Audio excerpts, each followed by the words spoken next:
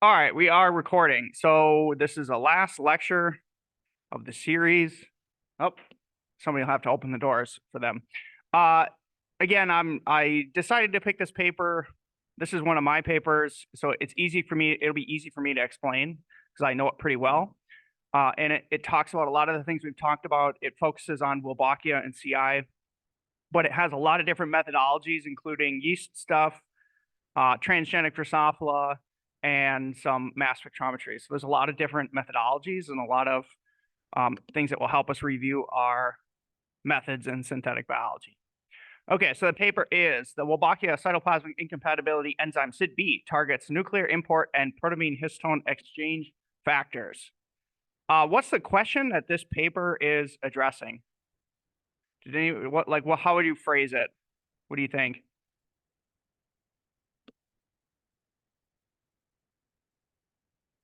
It might be pretty rough. It seems like nobody read it.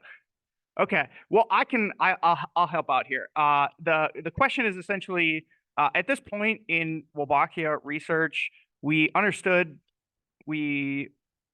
knew which genes caused CI, but we have no idea how. We have no idea how they cause CI.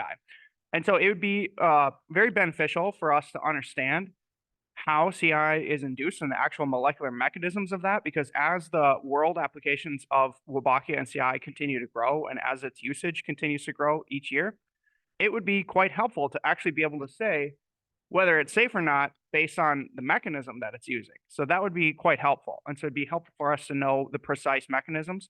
It would also be helpful for us in understanding the potential problems that might arise. If you're utilizing CI for sterile insect technique, you might be able to predict what problems are coming down the pipe if you know precisely how it's induced.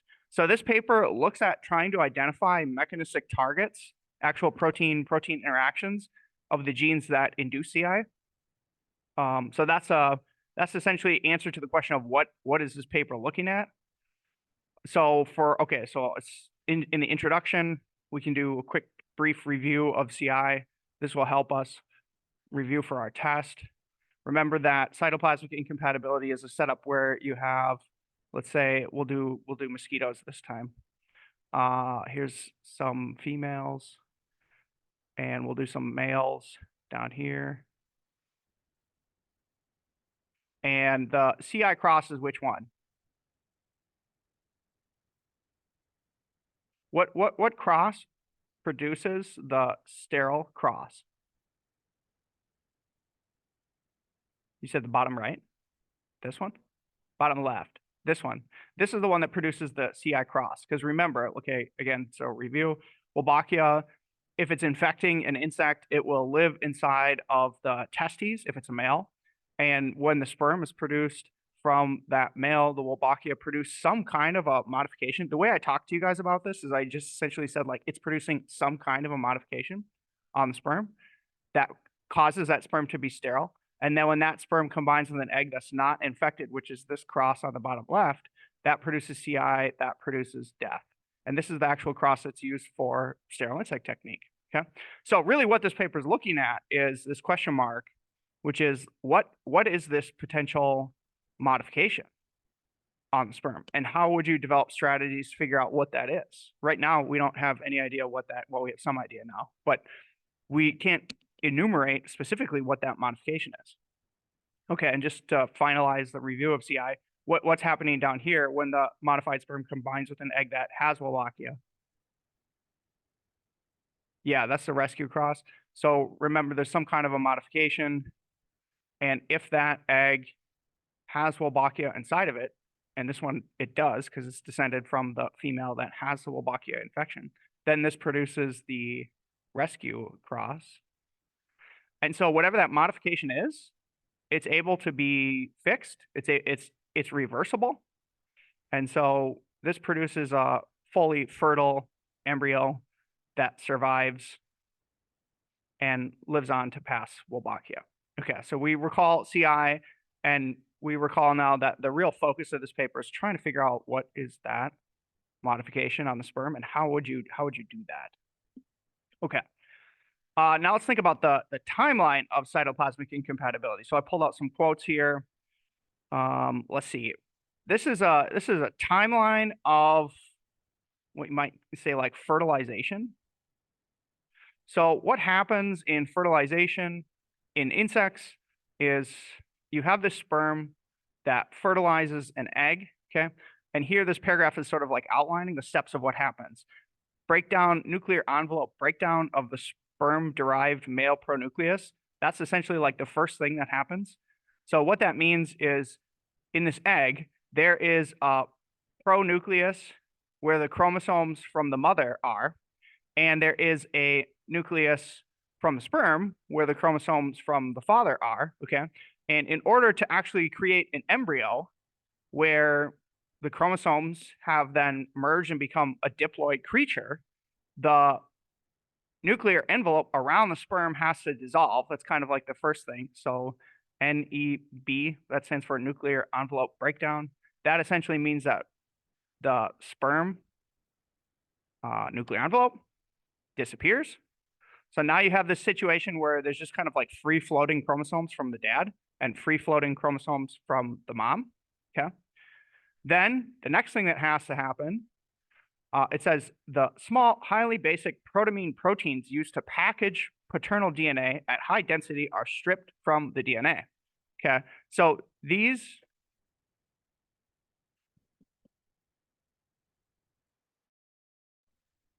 nuclei, okay, so we call these pronuclei. And remember that one of these is from the father and one of these pronuclei are from the mother. And the chromosomes are actually in a different state when the embryo is fertilized, okay? So when sperm are produced, the sperm cell size is very small. It has to become aerodynamic in order for it to swim. And so the chromosomes also, so the chromosomes have to shrink down because they need to fit inside the sperm. That's one thing that needs to happen. And also the sperm needs to protect its chromosomes because mutations in sperm DNA are catastrophic to any embryo. So the nature of sperm DNA is it's highly compacted with these special proteins called protamines, okay? So the status right now at fertilization of these two pronuclei is different. The male pronuclei is condensed with these protamines. So if you were to zoom in on DNA, like in the nucleus, protamines are essentially highly basic proteins that will bind, so they're positively charged, that will bind to the negative phosphate backbone of the DNA, and then they become cross-linked by cysteines. So if you have a bunch of protamines bound to the DNA, imagine it's something like this. They become cross-linked through their cysteine disulfide bonds, and that is a feature that's compacting the DNA.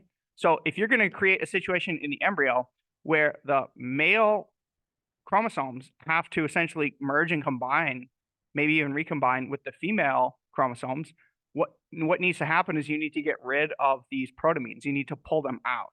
Does that kind of make sense? So step 2 in sort of like the timeline of fertilization is these protamines have to be removed. Okay. And so there are special proteins called chaperones, certain chaperones, whose role is to go into the male pronuclear DNA and pull out those protamines. Okay. Just for future knowledge, as we discuss this paper, remember that a protein called P32 and NAP1, those are two of the chaperones that are responsible for pulling out those protamines. Okay. So that's step 2. So protamines are pulled out. Okay. Then once that has happened, the DNA is now in a similar state to the female derived DNA. And now these chromosomes can essentially start to come together, and then the cell will kind of like start to replicate and divide as normal. Also, after the protamines are removed, histones from the mother are put in. So let's put that here as step 3. Histones from the mom are inserted. So this has a good review for our eukaryotes lecture where DNA in eukaryotes is compacted and regulated its structure in certain ways. Histones are a big part of that. So after the protamines get removed, histones have to get added in. Okay, so that's the step of things that happen. And the reason that this is important biology to understand is because cytoplasmic incompatibility, the sterilization of that sperm, causes problems in this timeline. And you can start to see the effects manifest right after these steps 1, 2, 3. So right after steps 1, 2, 3, what you see in a CI embryo, I'll draw it over here. If you actually do microscopy of CI embryos, so imagine this is an embryo, so it's a zygote, it's already been fertilized, but there's still these sort of separate chromosomes from the father and separate chromosomes from the female. When the cell starts to divide, the DNA has to get replicated and then split. And when the DNA tries to split, the mother's DNA splits perfectly fine. Okay, so imagine this cell is like about to divide and its chromosomes are splitting apart. Chromosomes from the mom can separate perfectly fine, but chromosomes from the father, they don't condense properly and they kind of look like spaghetti. Okay, and then when the cell tries to divide, it's essentially like in the male's chromosomes, a tangled mass that is trying to pull itself apart. And if the cell then goes through cytokinesis, what's going to happen to this paternal DNA if it's not evenly like separated into chromosomes? Yeah, for sure. You'll get sort of like weird ploidy effects. So certain parts of the DNA, you're going to get inherit exactly what you said. It's going to be inherited asymmetrically. What else is going to happen? Like if you try to just pull DNA apart, what's going to happen to the DNA? Yeah, it'll break. So you'll get a bunch of double-stranded breaks, and it will shred the DNA. Okay. So these two effects are the actual phenotype that you observe if you do microscopy on CI embryos. And these phenotypes are catastrophic for an embryo. Why would that be catastrophic for an embryo?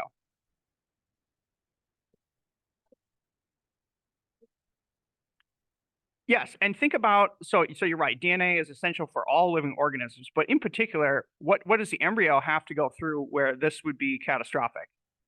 Like if this happened in a somatic cell on your skin, it probably would not be catastrophic. Why is this catastrophic for an embryo? Yes, that's exactly right. This is the first cellular division that is determining the entire geometric organization of all the morphology of that organism. So remember when we went through developmental biology and we talked about how there's like very specific localizations for certain things. And if you're all of a sudden at the first division, asymmetrically dividing the chromosomes, like there is no chance that the rest of that embryo will develop normally. So this essentially results in like almost complete death. Okay, so this is the actual phenotype of actually like what happens at the molecular level at CI cross. And again, the question of this paper is we knew that these phenotypes occur, but the question is like what causes that phenotype, okay? And an underlying hypothesis with this paper is that there might be something either near sort of like this timeline or right after this timeline where there's molecular proteins that are involved in this process and something might get messed up with those proteins. That's kind of like an underlying hypothesis. Okay, that's a lot of detail about like CI. Are there any questions about that? Okay, so again, I'm kind of covering like the introductory material that you need to be able to understand this paper. So the next thing I want to talk about is this hypothesis that we pitched in the introduction. And it says CI targets are probably conserved. Okay, so there is, remember when we talked about the CI system, there's these two genes. One hypothesis is that one of these is a toxin, one of these is an antidote. And the further hypothesis is that this toxin protein, let's just draw it like this. This toxin protein probably does something to some key protein X. And the question is like, what is it doing and what's its target? And if we could find its target, we might be able to trace back directly to this catastrophic phenotype. Okay, so that's what we want to do. And I say here that the CI targets are probably conserved. So what I'm saying is that whatever this protein X is, it's probably conserved amongst all insects. And I'll explain the rationale for that. Do we understand what that means when I say that? What does that mean? Yeah, it means that all insects that exhibit CI, it's probably all induced through targeting of the same mechanism, the same protein. And that protein is probably conserved. And the reason that we say that protein, or the reason we have that hypothesis, is because at this line right here, it says, furthermore, artificial transfer of heterologous Wolbachia strains into different insect species usually still causes CI. So that means you can take, so imagine you have, zoom out. Imagine you have like an CI, or imagine you have Wolbachia WMel, right? This is the famous case where they take WMel and they can microinject WMel into an Aedes aegypti mosquito. They can inject WMel into Aedes aegypti mosquito, and that infection will cause CI in the mosquito. So whatever that means, that whatever the target of the toxin is, it's conserved. It exists both in Drosophila and in mosquitoes. Okay, and they can do these diverse heterologous Wolbachia transfers amongst different insect orders, and you still get CI in many different insects, even in mites. So that suggests that whatever the protein that CI targets is, it's probably conserved. And that gives us, at least in some sense, some information about the theoretical target. We know that it should exist in all the insect genomes. Okay. And then we here kind of hypothesize CI might directly disrupt this protamine histone exchange pattern, where when the sperm gets modified and the proteins have to be removed and then the histones have to get put in, that's a ripe place where a target could affect some kind of a chaperone that would challenge or disrupt that process. Okay. So now the question is, like, what's the plan? What experiments are you actually going to be able to do to see if you can figure out what pathways might be targeted by this or what proteins might be involved? So what is the plan? Here we focus on identification of CIDB targets using both physical and genetic interactions. So we do both genetics and protein-protein biochemistry in this paper. We use yeast and transgenic Drosophila to identify dosage suppressors of CIDB-derived toxicity. Let me explain that. Okay, so the thing that we think that we can utilize the yeast system for is what we're calling a dosage suppressor. Okay, so what's a suppressor? In this case, a suppressor will be a suppressor of like the CI phenotype. Maybe that's a dumb question. Essentially, what we want to look for is we want to look for genes and proteins that can inhibit CI. That's the other way of saying a suppressor. The phenotype is CI. Remember, the phenotype is the broken chromosomes, which leads to embryonic death. And so what would be the phenotype of a suppressor of CI? Yeah, life. So it's, in that sense, it's a very sort of simple experimental system that you can understand. If you're getting CI, you're going to have some version of death. And if you're getting some kind of a suppressor, you're getting some version of life. So essentially, we are going to look for proteins and genes that can inhibit CI and create life, create almost kind of like a pseudo rescue effect. That's kind of like the goal of what we're trying to do. Okay. And we think that this is going to lead to mechanistic insights into the targets that CI targets, because if you could find a suppressor, that's going to be probably directly connected to how CI is induced in some capacity. So that's kind of like the overarching hypothesis.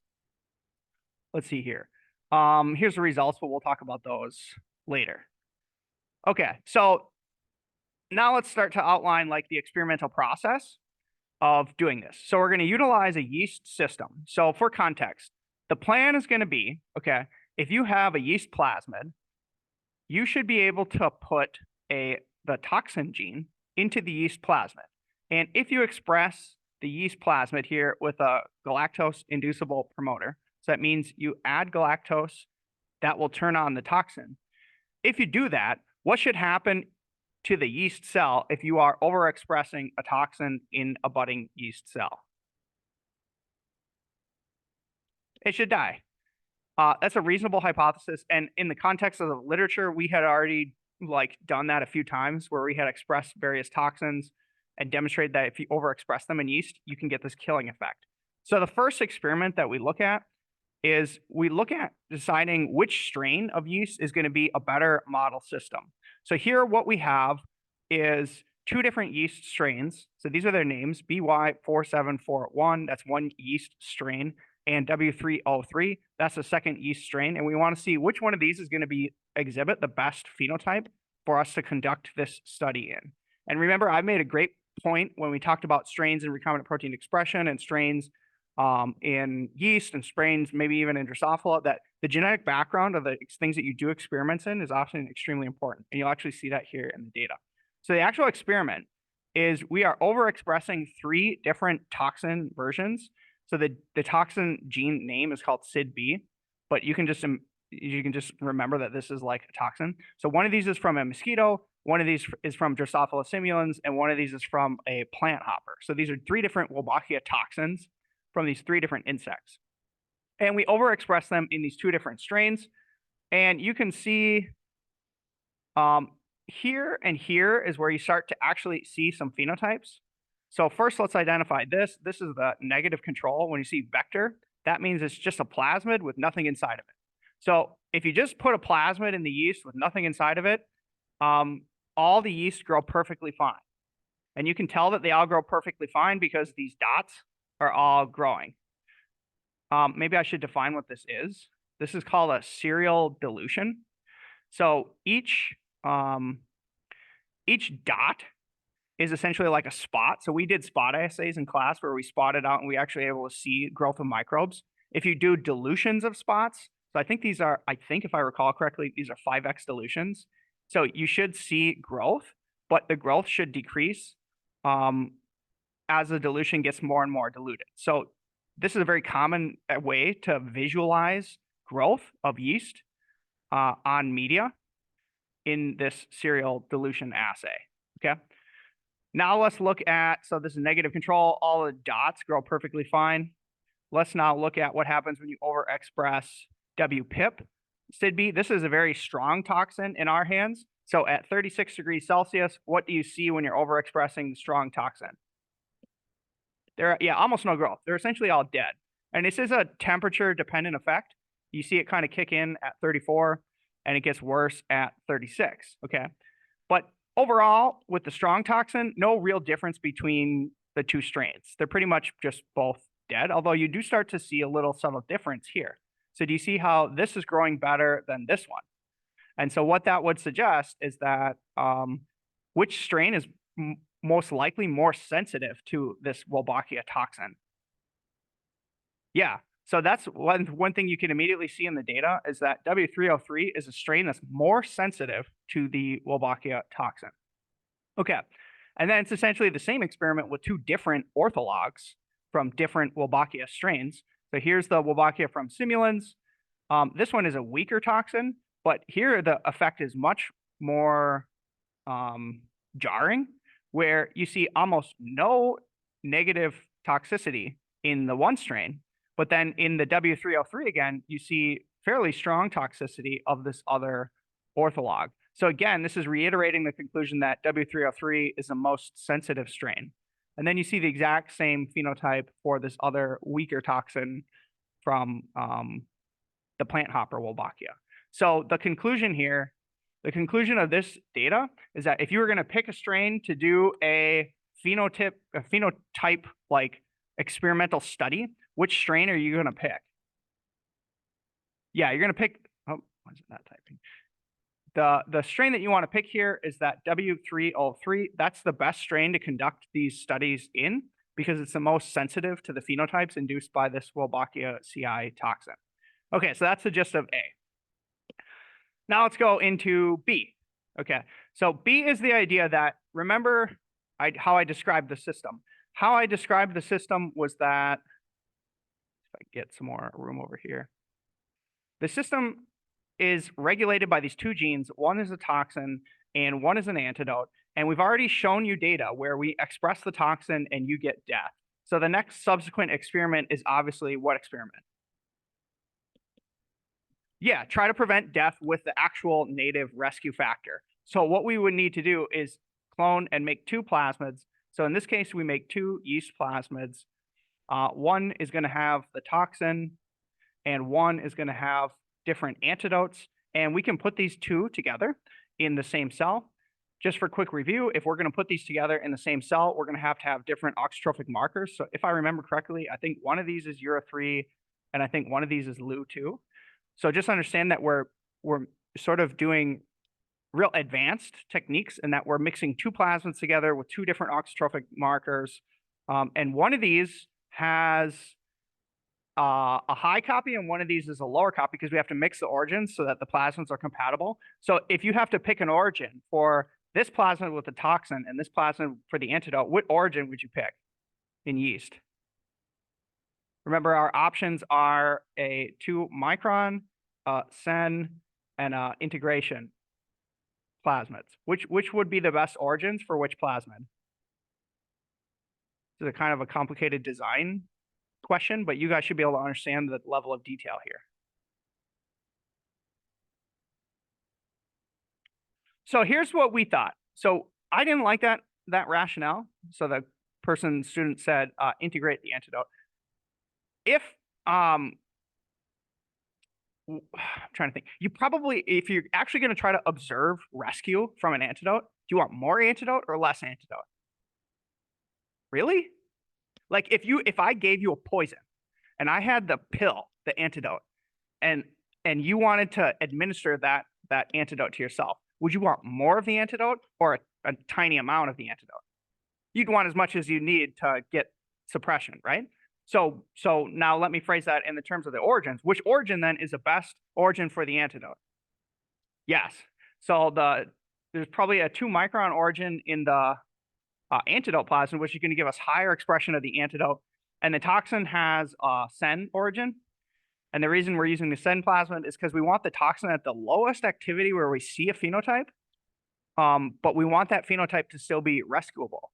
We don't want to kill the cell so, I guess, so effectively that it cannot be rescued. Does that kind of experimentally make sense? Okay. So essentially that's the context, that's the complexity that you're seeing in this very simple data here. So in every single lane here, we're expressing this one toxin. This is from this one toxin we're particularly interested in is from Drosophila simulans, which is this one. It's kind of like a weaker toxin, but this is one we were particularly interested in testing because nobody had tested this one before in the context of the literature.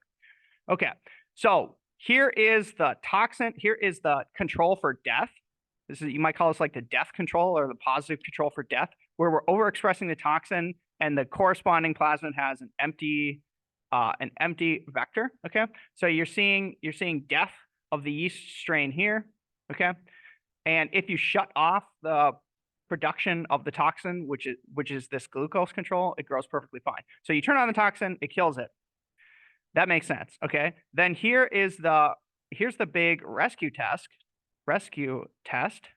where when you overexpress the toxin with its corresponding antidote, here you get the growth restored. So the growth is restored. So here we're seeing rescue. Okay, and then these other ones, all these other four, this is the same toxin being co-expressed with different antidotes. So these are different antidotes from different Wolbachia strains. And what do you observe when you overexpress the toxin with different antidotes that don't match? It doesn't work. So what's the actual conclusion of this? Very good. There's highly specific binding that has co-evolved between these toxins and these antidotes. And it's so specific that you only get full complete rescue with the cognate matching partner.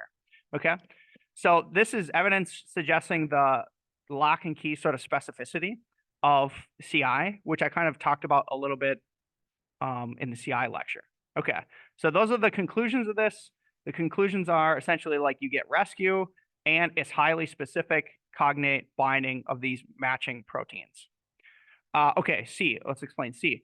So what's happening in C is you would not understand this unless you were like highly read researcher on the nuance of the field. So essentially the context of this experiment is a bunch of people were doubting our hypothesis that one of these genes is a toxin and one of these genes is an antidote. And a different hypothesis from a different group was that, in fact, both of these genes were organized as double toxins. Okay, so this was a different hypothesis that was extant in the field at this time. And it's still sort of like percolating. So in order to test this hypothesis, we just took all the A's. So that's the first protein, which we think is the antidote, but the opponents think is a secondary toxin. And we overexpress this, in theory, theoretical secondary toxin in the yeast. And what is observed? What's the conclusion? No death. So we felt like this was pretty compelling evidence against this idea that these were double toxin operons, and rather the data much more reflect this idea of this toxin antidote system because we have the highly specific cognate rescue and you don't see any phenotype whatsoever when you express the antidotes. Okay, any questions about that figure? Okay, so now we've kind of set up the experimental system where when we overexpress these CI toxins, we can get this death phenotype. Okay, now you can sort of understand the setup of the suppressor screen. So find out a good spot to kind of draw this. So now the idea behind the next experiment, which is the suppressor screen, is if you put a toxin on the plasmid and you induce, that's going to give you the death phenotype.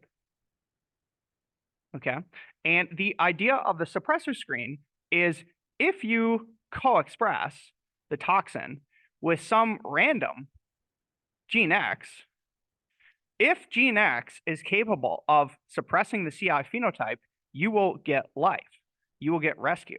Okay, and so you should be able to determine which genes are capable of suppressing CI by overexpressing them in a secondary plasmid and then co-expressing that plasmid in the context of the toxin. Does that make sense? So that's what's called a suppressor screen.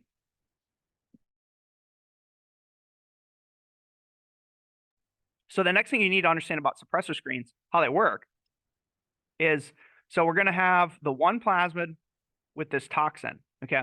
And the way that the screen is set up is you co-express this plasmid with thousands of other plasmids, okay? And the other plasmids look like this. So they have a backbone, and then they have a large genetic insert, okay? And this is in this case, the 2 micron, the high copy plasmid, is the library plasmid. And on this library plasmid, there are many yeast chromosomal genes on these plasmids, okay? And the plasmid library is kind of confusing, but the plasmid library is called a tiling library because there are many, many, many plasmids, okay, that have different genomic inserts, all with different parts of the yeast genome, okay? So you can imagine if you could take the entire yeast genome, cut it into these little chunks, clone those separate chunks into 2 micron high copy plasmids, and you could create what's called a tiling library that essentially covers the entire yeast genome. Does that make sense? Okay, so that's what we're doing. And so we are essentially trying to detect chunks of the yeast genome that encode some factor that can suppress the death phenotype when you overexpress the CI toxin. Okay, so that is this. So what this is when we do that experiment, we were able to detect 1, 2, 3, 4, 5, 6, 7 different plasmids that have the capability of suppressing the CI phenotype, the CI toxicity in the yeast. These are the plasmids, and this is the replicates that we have detected them with. So this first one, look at this first one, and tell me which gene you think is the suppressor and why. This one's kind of like an interesting, like weird nuanced control. So these little play buttons, these are the different genes. So it's as if I drew an arrow. These are the different genes on that segment of the genome that is causing the suppression. One of these is labeled Ura3. Ura3 is what? It's a marker. It's an oxytrophic marker. And so in some sense, this makes an obvious control for whether the suppression screen is working. Why is this an obvious control? If the toxin gene is on a plasmid that looks like this, which has a Ura3 marker, and the suppressing plasmid is a plasmid that looks like this, and on that suppressor plasmid is the Ura3 gene, what's going to happen in a cell that has both this and this? What's going to be able to happen? Which plasmid is selection maintaining?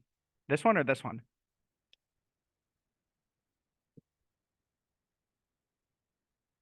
So remember, okay, this top one that I drew, this one has a toxin. This one is causing death. This one is causing death. And you give the cell both these plasmids. And the cell has a choice. Well, I can either keep this plasmid and die, or I can do something else. Or I can just keep this one and throw this one away because they both have the Ura3 cassette. Does that make sense? So what you're actually seeing in the data is the yeast doesn't make a choice, but the selection produces a choice. And it essentially is tossing out this plasmid and keeping this plasmid. So it's essentially like a plasmid swap. So this first plasmid that is in this is actually, it's probably not correct to consider this a suppressor, but it's a control that the screen is actually working because we're able to recover this, and it makes complete sense that it just tosses out the other plasmid because it has Ura3. Okay, so just understand that this is kind of like a control. We pulled out this control 16 times, which means we got good coverage of the library. Like if we're hitting the same thing 16 times, that essentially means we've checked like all the plasmids potentially 16 times. Okay, so that's just a control. Now here's where you actually start to see the actual suppressors. Okay, so these plasmids are actual suppressors, and you can actually see that data here. Okay, so here is where you actually visualize that data. Remember, the experiment is we're overexpressing a toxin on one plasmid, and then here we're checking against co-expression on these other plasmids. This one is the death control.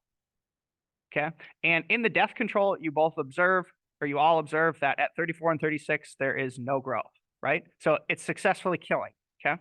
Now, if you co-express that same plasmid with all these other plasmids, you get varying levels of suppression, okay? So some of these are stronger and some of these are weaker. So the strongest real suppressor is this one here. So you can see it's suppressing because you can see the growth.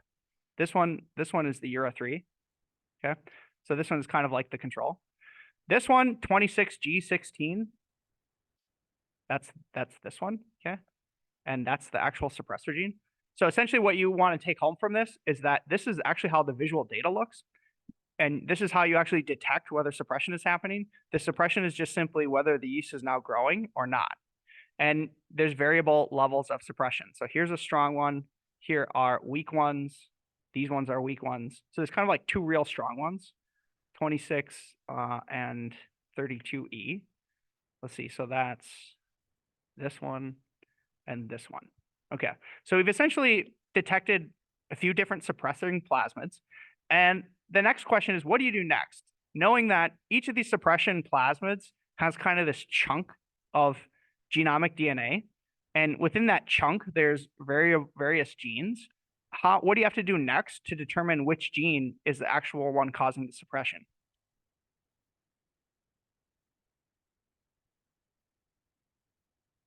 Yeah. So now understand the level of pain that this entails. Is this original plasmid had 1, 2, 3, 4, 5, 6 different chunks of genes. So now I need to take that plasmid and I actually need to make 6 separate subcloned plasmids that subclone out this, and this separately. And then I need to test all those separately. And I need to do that for all the suppression plasmids. So now you kind of get the level of pain that this paper was dealing with. And after you do all that work, here is the final data that's actually showing you actual individual genes that are actually causing the suppression. So here is, again, death control. You can see the death, pretty good here. And then this is now the toxin co-expressed with actual individual genes. So this is SRP1. So it's the conclusion here is that SRP1 is definitely a strong suppressor. This one is a chunk of RTT103 NSC3. We didn't know what part was which. So then we clone separate gene RTT103. So that means this data right here, here's minus RTT103, here's plus RTT103. So that means that that one is a suppressor. And then here's another one, HRP1. If you co-express with HRP1, you get suppression. So we've identified 3 separate genes that by themselves are completely sufficient to give you suppression of the CI phenotype in yeast. Let's see, this is just a control. We don't have a ton of time, so I'm going to go to the next thing. So one of these is kind of like really important, okay? So SRP1, that is the name of a very special gene in yeast called a caryophyrin. Has anybody heard of these before? That's a Y. Caryopherins. Has anybody heard of caryopherins? Okay, so caryopherins in the eukaryote. So here's a euc, here's a nucleus. Okay, so in the nucleus, in any eukaryote, there's what's called the NPC, the nuclear pore complex. And the nuclear pore complex is a big door on the wall surrounding the nucleus, and nothing gets through into the nucleus unless it can pass through the nuclear pore complex. And what is allowed to go in through the nuclear pore complex has to be chaperoned by specific proteins called caryopherins. So caryopherins, their job is to kind of like stroll around through the cytoplasm and find proteins that need to go into the nucleus, and then they grab them, they bind them, and they bring them into the nucleus, okay? So one of these suppressing proteins that we found, its job is essentially a nuclear importer-exporter. So its job is to take proteins in the cytoplasm and move them into the nucleus. So the conclusion here, the big conclusion, is that CI somehow is impacted by nuclear import-export. Okay, so at least we were kind of like the first people to at least show some kind of genetic connection where the CI mechanism is somehow tracing to some mechanistic pathway within the cell, and that pathway is nuclear import-export. And this is the actual data for that. Okay. Just looking at the time here. Okay, so then we started to really dissect this. Obviously we're very interested in this caryophyrin. Okay, so sorry, I'm trying to think of like what's worth quickly looking at. Okay, so there's 2 famous mutations of this SRP1. One of these is called S116F. The other one is E145K. What you need to know is that caryopherins, it's often common that proteins have more than one function. Sometimes proteins can do more than one thing, right? You can use a hammer to do multiple things. Maybe you're pulling out nails, or maybe you're hammering in nails, etc. So these are 2 well-characterized mutations in SRP1 that affect different functions, okay? So the S116F, what that mutation actually does is it inhibits caryophyrin's ability to bind nuclear localization signals. So essentially what you need to know is if caryophyrin has this mutation, it can't bind the substrates that it's trying to move into the nucleus, okay? This other mutation, E145K, like we don't even need to talk about this mechanism. Just understand that it's a different mechanism. It's a different thing that it's doing than the binding the substrate nuclear localization signal. So we made these separate mutations in a plasmid of SRP1, and our question that we were trying to ask was, will any of these mutants affect the ability of SRP1 to suppress the CI toxin, okay? So here again, you have the death control, okay? They're dying.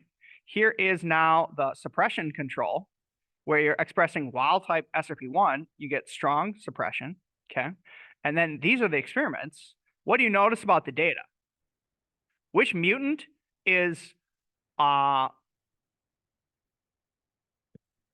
which mutant is less able to suppress CI? Yeah, this one. Okay, so this particular mutant is less able to suppress CI. And so the actual conclusion from that is that because this mutant inhibits the binding of substrates from carioferin. The actual conclusion is that for carioferin, for SRP1 to suppress CI, the binding of nuclear localization signals is required. That's kind of like a lot of nuance, but essentially what we're saying is that the actual function of SRP1 moving things into the nucleus, that is actually the part of that protein that's required to get the suppressive phenotype of the CI toxin. Okay, then we do some other stuff. We'll go to the next thing. Okay. So the next experiment that we did, so just understand we have this connection to SRP1, which is the carioferin, nuclear importer exporter. So then what we wanted to do is we wanted to set up an experiment where we wanted to outline what we call an interactome. So an interactome is, imagine you have some enzyme. Let's call this the toxin, okay? It would be really nice to be able to know what is all the set of proteins that this toxin can bind to. If you could get a list of that set, probably whatever it was targeting to induce CI would be amongst that list, okay? And you can actually, there are methods, techniques that you can do to get that list, okay? So one of these is called liquid chromatography tandem mass spectrometry. Here's kind of the experimental setup that will describe this experiment. So what we do is we built a plasmid that has the toxin, okay? And the toxin has a his tag, okay? And we actually built a special version of the toxin that is a mutant, C1025A. We made a mutant in the enzymatic part of that toxin so that it can't conduct its enzymatic activity. Rather, it just grabs onto the theoretical substrates and will hold on to them, okay? So we set up this weird version of the toxin where it's going to grab on to that set of things that it's interested in interacting with, and it's just going to hold on to them, okay? And then we overexpressed that. We did recombinant protein expression, and we put it on a column, okay? So what's bound to this his column then is this SID-B. Oh, actually, I'll just use toxin nomenclature. Let's say what's bound to this column then is toxin, okay? Then what we did is we took flies and we ground them up in liquid nitrogen. So all the possible proteins that construct flies are then in this sample, and we run all the possible proteins inside of flies over this column, okay? And so whatever's going to happen is this toxin is stuck to the column. And as we pass all the proteins from Drosophila over this column, okay, what's going to happen is that the enzyme will grab onto the things that it likes to bind to, right? Whatever those things are, it's going to grab onto them and it's going to hold them. And then we can elute that, and we can do mass spectrometry, which is a proteomic technique that identifies all those things that it's bound to, okay? So when we did that, we generated this set, this list of about 45 proteins, okay? And we're able to quantify how abundant, or how, not necessarily affinity, but how strong that interaction is. And the very top of the list, the very first protein that is the strongest preference that SID-B is grabbing onto is this protein called carioferin alpha 2. Why is that interesting? How does that connect to SRP1? So SRP1 is the yeast ortholog of carioferin. So SRP1 is the same protein, it just has a different name from yeast. Whereas in Drosophila, that same protein is called carioferin alpha 2. So these are two totally separate methodologies. One's genetic, the suppressor screen, which detected carioferin. And then the second technique is a physical biochemical experiment. We're actually detecting physical interactions. And through a totally separate methodology, the top list hit was the same exact protein, okay? So the conclusion of this experiment is that not only can carioferin suppress CI, but there's also a physical interaction with carioferin and the toxin. Does that make sense? Okay, we're running out of time here. We'll wrap it up. The final interesting experiment is we're trying to understand how rescue works, okay? So you can follow up that experiment with another experiment where, in this case, so right here, what we've done is we've overexpressed SID-B, and the antidote. So we have the toxin and the antidote now bound to the column. Okay. So what should happen in the experiment where you have the toxin bound to the antidote? How should the substrate interactions change? So I'm saying on the left, it looks like this. When you do this experiment, it looks like this. How might the data change then? If in one case it's bound to the antidote and in another it's not, it's looking for a substrate.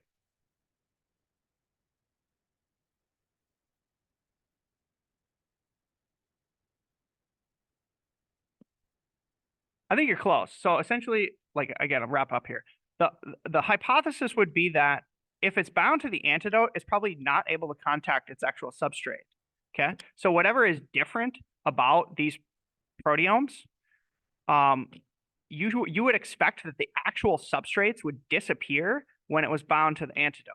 And when you actually look at the data, so when you look at the set that's defined when it's bound to the antidote, that karyofuran then disappears. Okay. So in the presence of just the toxin, it's grabbing onto karyofuran. If you add the antidote, it's no longer grabbing onto karyofuran. So that suggests, at least the sort of like what we kind of like end the paper on, hypothesis then, so for CI induction, is that CI induction probably involves, this is kind of a conservative conclusion, CI induction probably involves karyopharans. And then there's some other proteins called P32 and NAP1, which also are emergent in this data, which are histone protamine exchange chaperones. Anyway, we're kind of running out of time. It's a long paper. I get it. Any questions? But what you should pull out of this is you should actually get that. So this is an actual experimental methodology where you have a scientific question, and your question is, well, what's the actual effect? What's the mechanistic cause? And you can establish experimental techniques that through combinations can actually like tell you the real answers to the questions that you're seeking. Okay, with that, we'll end it.